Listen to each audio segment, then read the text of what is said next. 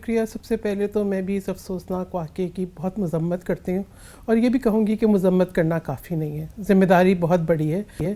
آپ نے بالکل صحیح نکات اٹھائے. سب سے پہلے تو کور ایشوز کو سمجھنا ضروری ہے اور کور ایشوز کو سمجھتے ہوئے ہی نیشنل ایکشن پلان, جیسے کہ آپ نے کہا کہ ایک براڈر کنسنسس تھا پوری قوم کا, ٹھیک ہے. پارلیمنٹ سے جب وہ پاس ہوا تو اس کو ہر طبقے کی حمایت حاصل تھی. اب کیا ہوا کہ اس کے دو فیزز تھے. ایک تو وہ فیز تھا جو کہ کاؤنٹر انسرجنسی سے, جو کہ ملٹری آپریشن سے, جو کہ اپنے جو ایک آپ کہتے کاؤنٹر ٹیررزم, اس پر تو ہم نے پیش رفت کی.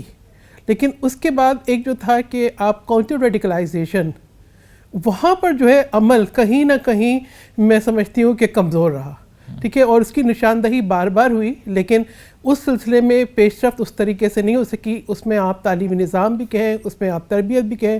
خود میں نے جو ایک قانون متعارف کرایا اور جو پاس ہوا دونوں ایوانوں سے, وہ سیوک ایجوکیشن, اور میں سمجھتی ہوں پہ ایک اور آئین کو نصاب میں شامل کرنے کا قانون تھا. میں سمجھتی ہوں بہت اہم قانون ہے, کیونکہ جب تک کہ ہمیں یہ نہ پتہ لگے کہ ہماری معاشرتی ذمہ داریاں کیا ہیں, ہم نے اپنے کس طریقے سے بیہیو کرنا ہے, ہمارا آئین کہ ہمیں کیا رائٹس دیتا ہے اور کیا ہماری اوبلیگیشنز ہیں, جب تک ہم اس کو نصاب کا حصہ نہ بنائیں, جب تک ہماری تربیت کے اندر یہ شامل نہ ہو, اس وقت تک ہم بہت سارے مسائل کا حل نہیں کر سکتے. پھر آپ نے ایک اور بہت اہم بات کی, میں بھی اسی کو انڈورس کروں گی, کہ جو ہمارے جو قانون نافذ کرنے والے ادارے ہیں, ان کی ٹریننگ, ان کی کیپیسٹی, وہ جو ہے اس کے اندر بھی میں سمجھتی ہوں بہت کمی ہے کہ واقعہ ہو جانے کے بعد ہم اس پہ بحث کرتے ہیں.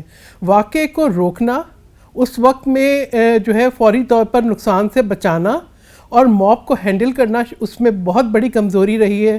اور پھر ہم جس مذہب کی بات کرتے ہیں, جس مذہب کے ہم پیروکار ہیں, تو میثاقی مدینہ جو ہے پہلا آئین تھا دنیا کا, اور وہ میثاقی مدینہ جو ہے اس میں رسول پاک صلی اللہ علیہ وسلم نے خود ذمہ داری لی تھی تمام طبقات, تمام فرقوں کی حفاظت کی.